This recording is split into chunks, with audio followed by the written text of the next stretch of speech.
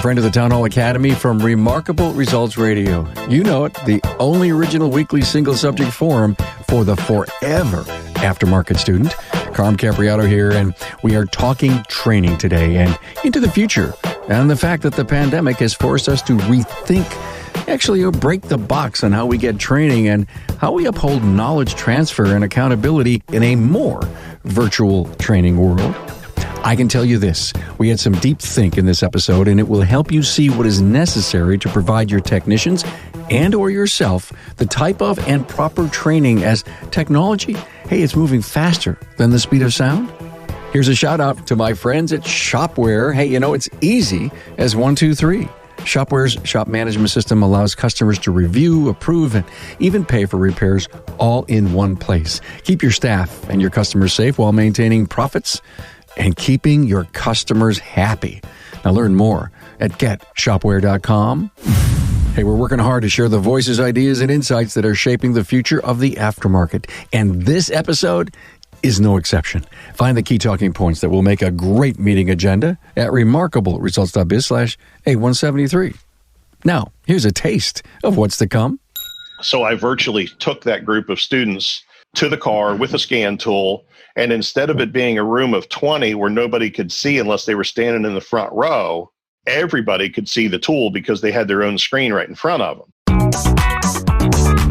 Hello, friend. Carm Capriato, the Aftermarket Podcast Guy, where we've cataloged, every single one of the 750 plus episodes by series and keywords right on our website. Hey, thanks for being a big fan of the Aftermarket's original and premier podcast. I hope you're listening mobile and on your most favorite podcast listening app. And if you're not, you can get a free app at remarkableresults.biz/subscribe.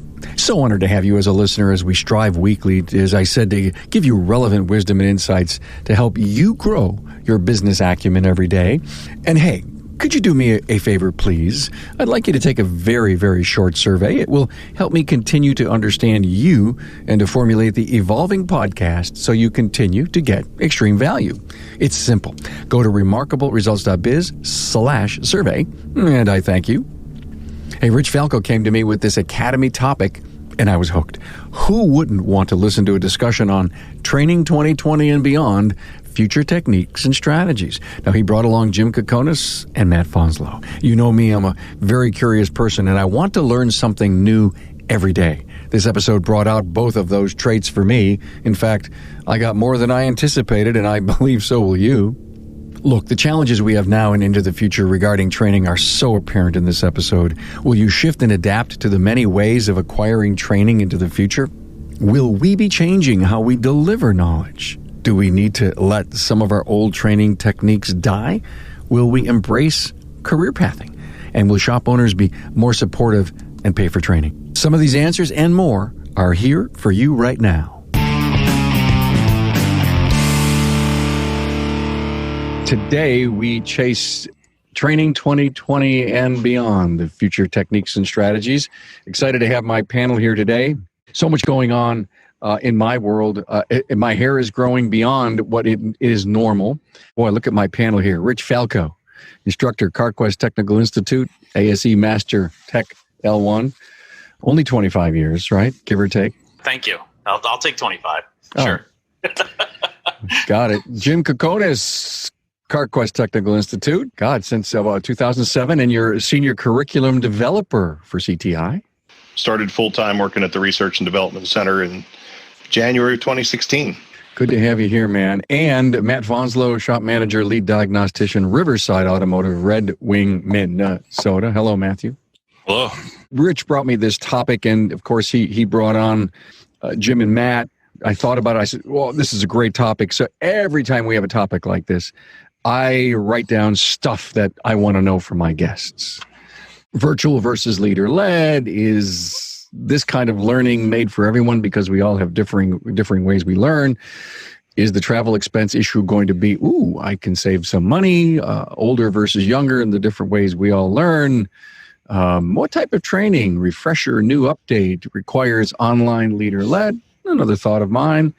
And what about the attention span that we all have when we watch TV or computers, and a nut or a squirrel goes this way, and we lose some really great content. And someday, guys, are we ever going to have online training with some kind of testing so that we can actually say, I spent a few hours with this great trainer, but I'm not sure I learned anything? So I'm wondering if there's going to be any kind of learning management systems that goes along with all of this. And I know many of the big companies do. So without further ado, Matthew, I just want to kick the ball over to you and let you lead it. I was kind of dumbfounded when they reached out to me, specifically Rich and Jim, to be a part of this.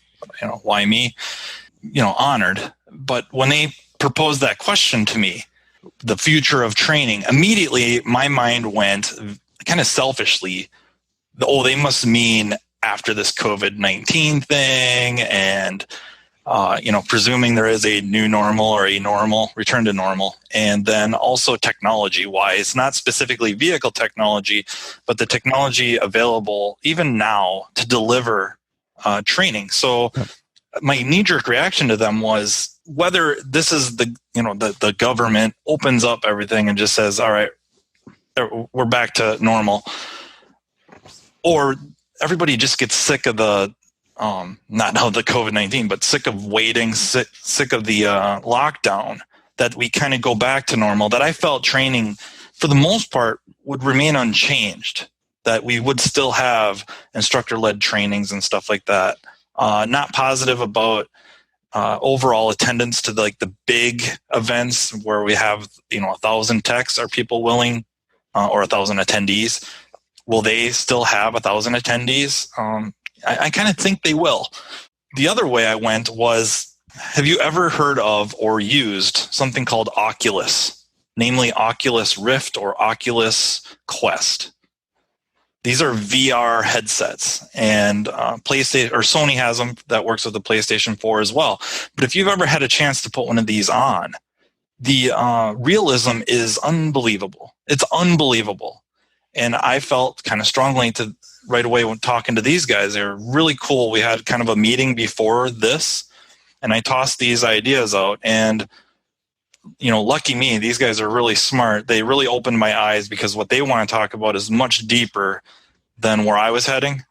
But the VR headsets, I think, will become more and more popular as the prices keep dropping. They're in the $500 range, I think, right now, give or take.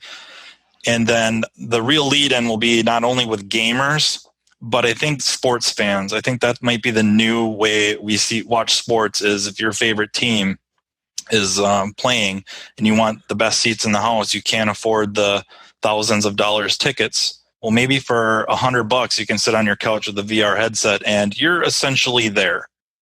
Best seat in the house. Do you see training in the automotive? Yes. Okay. Pick your favorite trainer, or the trainer you think is the best, or even a trainer you want to see. Depending on where you live or the situation you're in, what are the chances you could see them live? It might be really limited. So then now you're watching maybe their videos and there's no interaction. Well, there's a very real possibility, very, very real, of attending such a class virtually. You got your headset on. It's like you're in the classroom and you can interact with the instructor, maybe even with the other attendees. Yeah. I think that's a very real thing. Right. I did an episode with Derek Kaufman on this entire thing, and even people that are writing software and code that are in the automotive. I mean, the oil rigs trainers are getting taught as if they were on a real live oil rig. But that's the direction I went. And then talking to these two, which I want to kick it over to them now. Yeah, my eyes were opened, which I kind of enjoy that. It's amazing. You guys probably were never home, and now the wife wants to kick you out. And so you're home. See, Rick says yes. You had a great job. You were never home for 3 days a week. I loved it. Yeah, I was on the road 4 days or in front of people 4 days a week. And 4 days a week. I haven't done that since Vision was the last time I taught. So I've been home since early March, when usually I'm home for 2 or 3 days at the most. So it's been an interesting change. So you guys as a company, CTI had to figure this thing out and really continue to bring the training that you would normally do leader led to the masses. Love to hear about that, and then how this evolves into our new world. When I came on board, and probably one of the reasons why Chris says good luck is because I tend to free think almost everything, and got in trouble in my youth for telling somebody that 20 years ago something changed. I was born. We don't do it that way anymore. By the way, you and I get along really well because I'm very much like that. Okay. Okay. When I came on board, one of the areas I was interested in looking at was new ways of delivering material to students, new ways of making sure. You asked a question which is really key to a lot of the questions we ask ourselves as developers is, how do we validate and confirm that learning has taken place? Yep. I think a lot of people, you had a group that was talking about teachers and instruction and how they learn their craft and that sort of thing. And then the next part of that conversation for me becomes, how has our craft changed? Are we still teaching the same thing we've taught for 30 years, or do we need to change? How many of the current technicians are going to be rebuilding alternators in the shop? How many people are actually going to tear down and rebuild a transmission? We probably have students in school now that will never open a package of Plastigauge. And yet they'll be taught that. They'll be taught that in a traditional program, and it will consume time and resources, but that has become now more of a specialty. And so the questions we're constantly asking ourselves, and through talking with our clients, our customers, our members, people that come to training is, how do we validate what we're teaching? Can you take this back to the shop and use it tomorrow or next week? Do we offer options? So we're constantly looking at that. So we're looking at delivery methods and we're looking at content. And so we started last year standing up a studio before all of this, where we had cameras and recording equipment and screens, and we started to build some content. Rich and I are working on a Skunkworks project together, which you'll hear about in the near future. And we were doing a lot of that through video and audio because that's the only way you can really teach the topic we're working on. And then we had certain clients that were interested in distance learning to reach more of their teammates. So we were kind of already headed down this path, and then boom, this pandemic hits. And distance now we're like, learning. how do we stay in touch with our students? Jim, distance learning is a word that's been around for a long time. Okay, it's been there forever, and I think COVID has made that fashionable. Yeah, I think you can look at the fact that by early in March, you couldn't go into a Best Buy or an office supply store and find a webcam. Try and find a good quality webcam right now. You might find something in 1080p, but 4K has gone through the roof. Yep. Switchers and other cameras, extra monitors. Places are sold out of desks because everybody was setting up from home. And so I think the new normal will be different.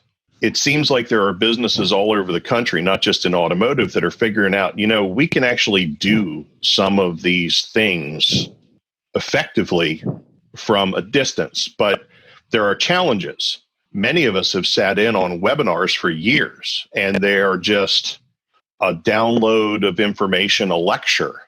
At least when I talk with Rich or I have conversation with someone like Matt, I'm sitting here saying, what is our role as the teacher? Are we there to just download information at the students for a block of time and go, look at all this smart stuff I know? Or are we there to help them collate and be cohesive with the information they have? We listen to the questions they have. We ask them questions to test where their knowledge level is so we know, are they ready to go to that next topic, or do we just keep driving for that next, I got to get through these slides because that's my job. So there's huge conversations going on with that. And can it be done through a format like this? Probably not good. You see that? I got the check mark. Yeah, it's a checkbox. See, yeah, I attended training, check the box. Next. I went home, I watched the 2-hour thing. I actually only watched a half hour because got the certificate. Is there a certificate to get? Are you guys giving out certificates or not? With what we're doing right now, like when Rich did a sample of an electrical tools application class, there was no certificate for that. When I did the 2 different versions of an air conditioning training topic, there was no certificate for that. What we're doing at this point in time is basically proof of concept. So these are some of the technologies we have the capability of. When I ran the air conditioning class that first week, we used the Zoom platform. It was in a webinar, but I had information and things staged. I'm sitting here in front of 3 screens right now, and I had information staged on a screen to the right. I had a secondary camera input that actually had a scan tool connected to it. I had a Bluetooth module in a car out in front of my house. I had my lovely assistant, wife, start the car and engage the air conditioner. And I was able to leave the screen that I was sharing up, and I had a preview out of some software, and I put up live data out of the scan tool in the middle of the class. So I virtually took that group of students to the car with a scan tool, and instead of it being a room of 20 where nobody could see unless they were standing in the front row, everybody could see the tool because they had their own screen right in front of them. And so I think we're learning some lessons about how to effectively deliver, whether it's live in person or in this virtual environment, because we can do things better with new technologies and then still make sure we're testing for knowledge and understanding. I love what you just said about the testing, the accountability, the knowledge transfer piece. Love that. And to me, that's not that hard to do. Create the test, get the learning management system, and make sure the students are doing it right. And if not, adjust the class, adjust the trainer, whatever has to happen. One of the things that I loved what you said, and Rich, I'm not sure if this is also in your wheelhouse, is that you've learned how to do Bluetooth and studio stuff and switchers and cameras. I don't think everything but green screen. Yeah, I don't think anybody has an idea. Well, you're going to have to work on that, Rich. It was a crash course it was probably 2 weeks of Zoom meetings with Jeff Miller and Jim and getting cameras ready. And then I'm going to present a class, and I want to do the same thing Jim is doing. I want to put up polls and ask the guys questions and get live feedback. So I know they got it, let's zoom on, or, whoa, everybody got that question wrong. Let's back up and let's slow down and let's throttle the class appropriately, as Anthony Williams would say. So there's a learning curve to doing these correctly, because if you just put up a 45-minute or an hour recording and there's absolutely no give and take, number one, I'm dying. I'm used to standing in front of a room full of guys, and maybe they're giving me a hard time. Maybe they're asking great questions, but I'm given that give and take. I can see as an instructor and as an attendee, without that feedback, you just zoom out. So you've got to figure out a way to make it interactive, or as interactive as possible. Hey, today's pandemic is causing so much stress and uncertainty for everyone right now, especially shop owners. Now, how do I make sure that my staff and my customers stay protected while still moving cars through the bays? Contactless service is our new normal, and having a shop management system that not only supports this, but actually helps your business thrive through it all is key. Shopware's digital workflow with Remote Pay will provide that solution for you. Amy Matnett from Auto Craftsman recently commented on social media, and I quote, "I can't even express how grateful I am that I jumped on board with Shopware on January 1st. Would have never guessed that I would be the only one writing service at my shop, as I haven't worked in the shop for the last 15 years. But she goes on and says, I'm running my shop nonstop every day with Shopware to help me not only get the job done easier and faster, but am totally wowing my customers." End quote. Hey, if you want to wow your customers too, request a demo at getshopware.com. Do we need to let some of the old training ideas and techniques die? Absolutely. I taught at a technical school before CTI, and day one, I was basically handed a book, handed a class, said, there you go. By the way, get numb. And this is the automotive director. I turned to him and I said, what do you mean get numb? And he goes, if you care or give a crap, they're just going to eat you alive. They don't need to be in the shop. Everything they can learn is in that book, and just follow my program and they'll be good. And I was horrified. That is how that program is run today, which is why I'm not there anymore. I could spend 3 hours telling you stories of students rebuilding alternators and master cylinders, which don't know why it's still being taught that way. And there's not all schools. I don't want to get myself in trouble here. There's a school 20 minutes south that's doing it right. But the school in my hometown is that stereotypical burnt out technician putting in his time, working for retirement, and he doesn't care. Just here's the NATAF guidelines. That's what we're going to teach, and off you go. We have a what's it called? The advisory committee. Yep. And we have shops coming in complaining that our students don't know how to change tires and some of the basics, and they've never held a scan tool in their life. And the administration treats it as that meeting as a formality. Oh yeah, okay, great, we'll do something about that, and then just nope, back to business as normal. And that happens at a lot of schools. That's got to change. The bad part is the most interaction I have with technical colleges right now is, being on an advisory board. I think what you're saying is essentially rewind back to maybe the 80s, 90s, and what that curriculum is essentially being taught now. Exactly. And you not only have different technology, forget the car. You've got different types of people, Gen Z or millennial or millennial label however you want. They learn different. They learn different. They interact differently. They think interact differently. Or are we just changing as we get older? Are you becoming your dad? I'm sorry. No. I got to put I have to put a little humor into this because that's a conversation that's been as old as time. Carm, I was at Vision a few years ago, and I had started my role as a developer. It was just gathering as much information as I could, and I attended one of the instructors' presentations, and the topic was fascinating. It was dealing with millennials in the class environment, and there were quite a number of people in training there. And I don't want to make this negative, but there were a couple of things that really struck me. And one of them was they gave us a personality profile test where they asked us a whole bunch of questions, and I could see what they were doing. They were coming at it from different areas, and they were trying to figure out what generation we most were drawn to in our behaviors. And up to this point, I'd been listening to conversations about how do you handle cell phones in the classroom? I take them and put them in a box.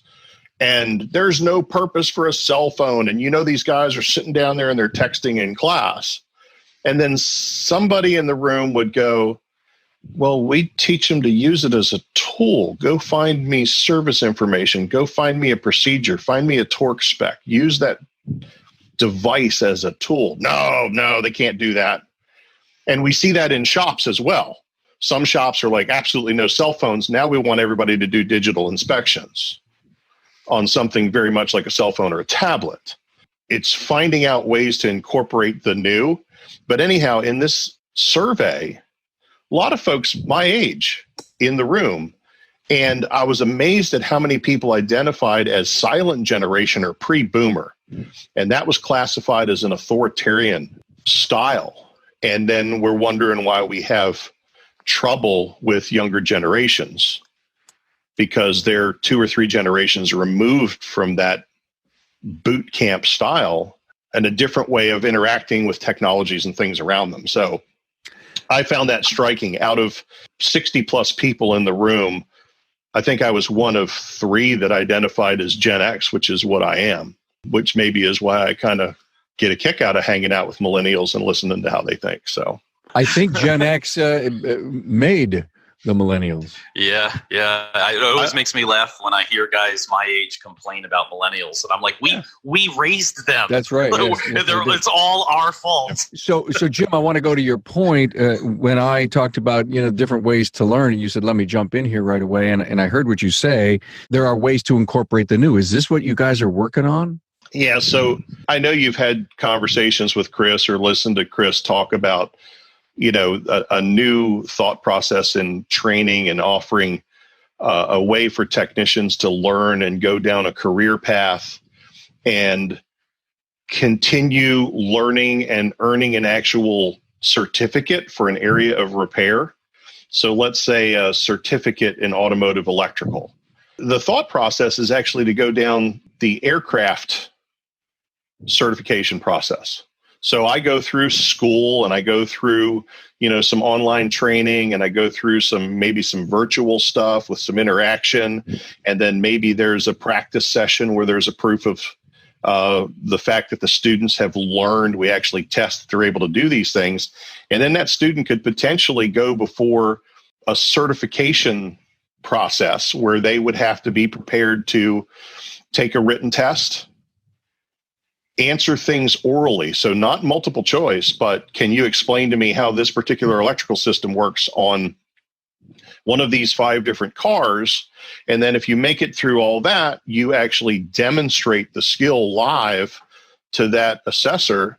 And if you've passed all that stuff, you're going to get a certificate that says, not only have you been to class, not only have you got the check mark, not only have you been coached by somebody to make sure you grasp it along the way and you're ready, but you've actually gone before somebody and proved that you can do all these things that we said you could do. And here's the skills that you've learned. And that's kind of that new model that's being tested and built out now is, we know what shops are looking for and what do we want them to be able to do. Unfortunately, they show up and they don't even know how to verify they're putting the right oil in this car. But if that's part of what the industry thinks they should know, then we need to teach that and test it. The phrase Anthony likes is getting away from the sage on the stage and having the teacher become what a teacher should be. And that is the person who makes sure the student is comfortable with the knowledge and they have learned and incorporated what they've been taught. Sage from the stage. So that's got to be a big part of this whole, future technician strategy, the big change. We aren't comfortable with change. No. And that's, and I fought that at the technical school. This is the way we've always done it. Well, right. I have high school students. They're younger. They learn differently. They absorb this information sometimes much faster than you realize if they really want it. So we either need to change and provide them with that information the way they're used to absorbing it, or we're going to disappear. They're going to find that somewhere. So we've got to figure out a way to provide it to them. Okay, guys. So what's the role of the teacher going to look like? I don't think we should try and define it moving forward. We should roll with it. We have to take some of these new technologies. Matt, you're being really quiet because you're sitting back, and I don't want to talk over you because this is a passion topic for me. The first time I met Anthony years ago, I had a conversation with him about how frustrated I was with how things were taught back then. Everything's taught in a silo. The electrical person teaches the electrical, and the suspension and steering person teaches this, and the hydraulics person teaches that. And I'm like, it's all the same when you're talking physics. Why do we separate it out? I can describe Ford EGR with a DPFE as an electrical system. And if you know electrical systems, you should be able to figure out how this DPFE works. And people look at me like, to borrow somebody's phrase, a goat looking at a watch. And they're like, what do you mean? And then you explain it to them, and they're like, oh.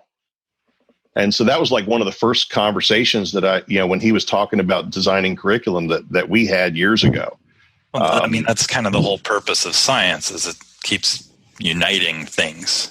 We like to separate things out, but then you find out as they progress, they get to be more and more the same. So we don't, we have biology and chemistry, but they're kind of disappearing with the surgence of quantum mechanics. So they're just finding more and more are the same than different.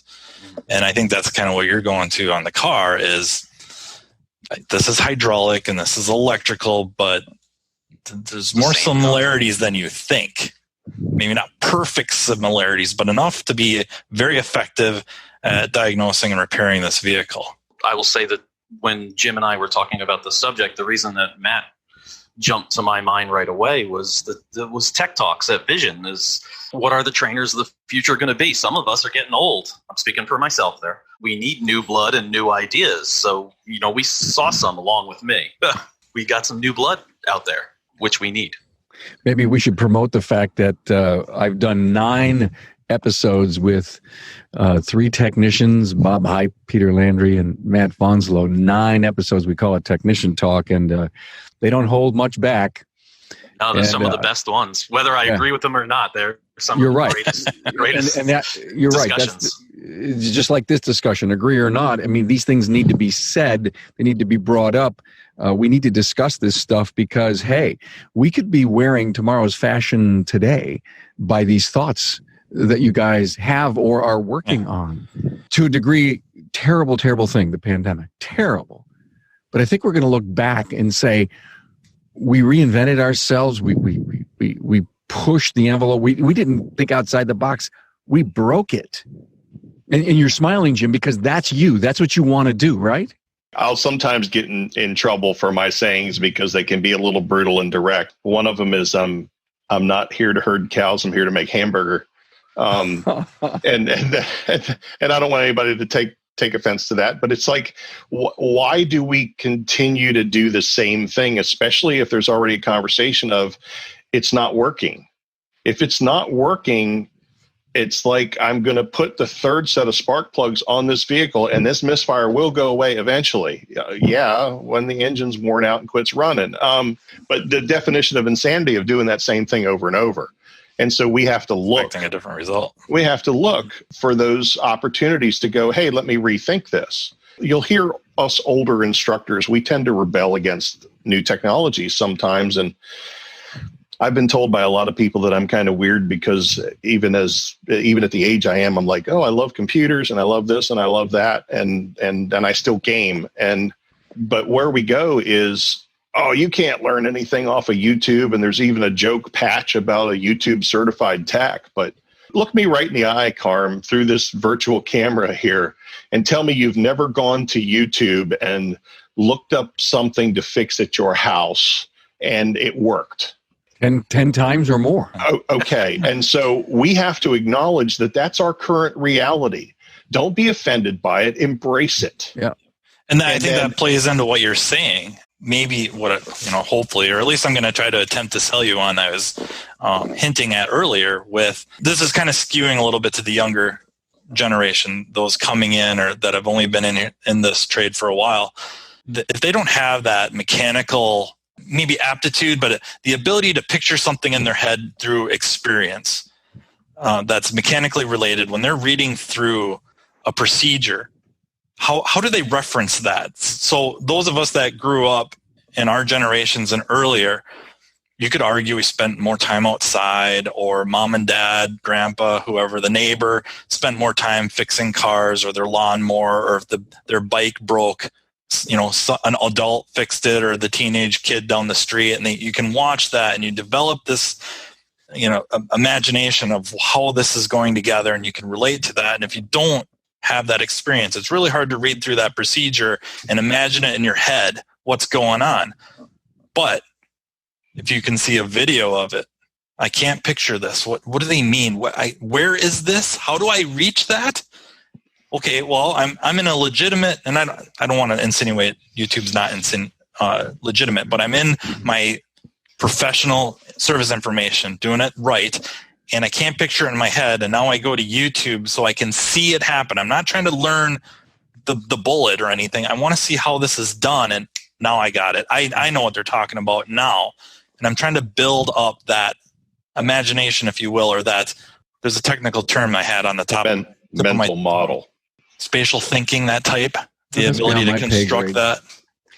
To the point on YouTube, we've done a couple of podcasts on YouTube. We've had Matt, Paul Danner on, and one of the conclusions is that it's a great tool.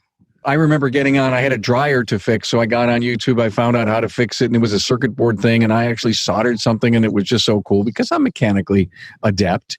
That person who was telling me about it didn't trash the appliance repair business. And we've discussed the fact that there's a lot of YouTubers out there, and yeah, it's a resource for information, but they weren't, there's a lot of them trash the local technician down the road and say, if they can't fix this for, in a half hour, they're incompetent, don't go to them. That is just not healthy for our industry. But we can't prevent, the occasional do-it-yourselfer down the road that discovers something and he wants to put it on YouTube and hopefully find his $1 million YouTuber career. So to your point, getting information from YouTube, I don't think it's ever going to go away. Maybe we need to figure out how to control it, right, Jim? Yeah. So Anthony's actually in chat, and he suggested we need to have a peer-reviewed YouTube or Google page. There's a Google Scholar for only peer-reviewed responses to searches. So could we have a Google Auto? Well, I've argued for a while that with our help and our drive, us being the repair trade, that might be where Diagnostic Network could really head or have a part of that. Yeah. We upload videos or find links to legitimate videos and they get reviewed, and that is now a reliable resource to that. And going back a little bit, looking at manufacturer information, service information. So who wants to take this on? Should we call Scott? And we bring Scott on right now? He's probably on right now. Maybe he is. I should search for that. We should bring in Anthony. Anyway, no. But the OE service information on our show here more today. Videos now. Another time. All of you guys should be on here. But you know what, Carm? I'm getting to know you more now. I've been kind of watching the show. I've been on some of your Facebook Live events, a number of them actually. What you do here has, I will admit, influenced my thinking about a good way for us to interact in the virtual environment. And so my passion is about not having a webinar with 1,000 people all online just watching a video, which is one piece of learning. It's a way to get information. But then having the smaller groups like this, but it could be larger, of people talking and hashing out ideas and setting rules and making sure people understand. And it's like, there are things that the older technician can bring to the younger technician from an experience or mental model development that's not being taught anymore, but we can explain some things. So like, I have this car and I've done in-cylinder pressure analysis and I found that a cam was off and it only had misfires on that side and the misfires only happened at idle. Well, my mental model instantly went to, this is why we designed variable timing on camshafts, is because before we had to make trade-offs. If the overlap was wrong or the lift and duration was wrong, we got a poor idle but great high-end performance. But how did they idle? Like it was misfiring. And so in my mind, I know what's wrong with this car, looking at the trims and looking at the behaviors before I have to do any of the testing, if that makes any sense. But the modern way of not having that old experience of the Lopi 3/4 cam engine that as soon as you hit 25 went dead smooth, because everything that you've owned in your driving career has had variable valve timing and you never experienced that, you don't have that piece of knowledge to plug into your thought process, but I can share it with you and it'll make sense when you put it together with what you've learned. Got it. Thanks for that. I appreciate the comments on the show that we do here. We repurpose this. We have a few people that watch us on Facebook, and of course a limited run here on Zoom. But the whole thing, what we're doing is we're recording this as a podcast. It'll come out next Thursday. We'll repurpose the video up on the website, and then this whole discussion will live in infamy in the World Wide Web for forever for people to hear. So boutique training. I was actually talking to Scott Schotten the other night, and I said, we got to do an episode about boutique training. And that's just basically, I need this, come here, I'll bring you my 5 or 6 guys or a group of people. And to me, that gets into small, tight, hands-on, face-to-face, intimate. And I do believe that if we're not doing it, boutique training needs to be there. And I think guys will pay whatever they have to pay to stay up and on edge to be sure that they're learning the latest stuff. And I throw that out just for the FYI of it. So while I've been thinking all of you, and one of the questions that I ask is, what is the role of the teacher? And I listened very well. And here's what I wrote down. A teacher could be a mentor, an advisor, an education consultant. And, maybe that's the role that needs to change, because it's not going to be what we're going to go out and do each and every day. You may go out this week and we have one role, and the following week in a smaller group and a bigger group. Are you guys prepared to make these kinds of leaps or changes? I think so, because I'm usually out so much. Sometimes I'm teaching the same class 4 nights in a row, and night 1 might be 30 people and night 2 might be 4, and it becomes a completely different class. I can speak for myself and Jim. We've already done that. We're ready for that. A lot of it's the egos. When there's a large group there, your ego is a lot less likely to, or much more likely to get bruised asking that question. Or in the smaller group, you probably feel a lot more comfortable. I will also say one of the things that I have noticed from these webinars that we've done is we get a lot of questions that I bet you a guy would never ask in person. Yep. Let me throw that up there. They can even ask it anonymously. Our polls where we're asking questions are anonymous, so we get interaction that tech, whether he's really young or super experienced, never in a million years would want to dare ask in purpose and admit he doesn't know or doesn't understand something. So I think there's some benefits to this. So in the Carquest studio that you guys have, Jim, do you see a lot of this, intimacy going on where the camera zooms in under the hood or, on the scope, and you've got multiple shots going on? I mean, I know it would require a whole lot more people to pull off something like this, but to me, it seems like that's where the future needs to go. I don't think I'll get sideways for this, but we're actually planning more of a demonstration piece next week. Theater. It'll be the CTI theater. That's where it's going. At the R&D center, we have the ability to stream out the presenter, stream out content, stream out a live camera underneath of a car, like that could show the hookup to a scope, and then switch to the output from the scope being fed into the stream. Yeah. And then you have an actual studio switcher where you could do that window and transition between the two while you're having a conversation about what's going on. And nobody's in the way of the 10 technicians that are there. We see a lot of capability for it. What about the concept of, with new technology, can you support an instructor from a distance as a separate resource? And you know how that works because you've been doing this stuff with people from, I'm in one state, Rich is in another, Matt's in another, and you're in another. And here we are, piece of cake. Exactly. And so I could be sharing something with you on this car that I'm working on here, and Rich could show, hey, I've got this one here. And the opportunities are basically limited by our imagination, but we have to be willing to go, it's okay that we're not teaching it exactly the way we did 30 years ago. Yeah. And I think that leads to something that we were talking about in our meeting before this, earlier in the week, the car side training, just-in-time training. This is nothing new. This has been around a long time, but it usually was on the phone, calling up a hotline, or arguably calling up a buddy. But now with technology the way it is, there are companies out there already that if you purchase their equipment, you put in a request and they call you through the tool. And now with the camera on the tool, access to the internet, all of that, they can they have the ability to, whether they do or not, I don't want to say, I don't know, but they have the ability to literally run you through a short course specific to the vehicle you're working on, specific to the system you're dealing with, and show you how to use the tool. Now, some techs will just make the call. Here you go. Take it over. Do this. Help me. And they'll be done. That's all they want. They got to flag the hours. Will they learn anything? No. And it's their own fault.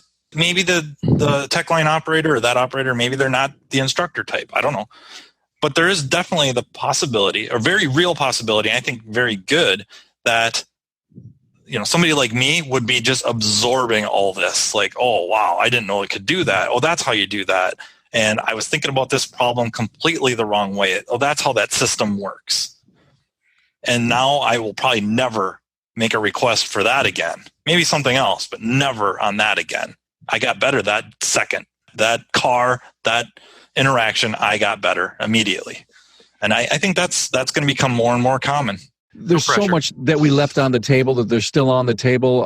I don't think we have solutions. And in fact, I don't think there's any solutions they have. I think it's an evolution that we're in. We're recognizing it. We know we've got to do something different on the uptake. Technicians say, hey, listen, I've been spending hours on webinars, and it was fun. It was good. It was a little boring. I didn't pay attention. I'm not sure I learned everything.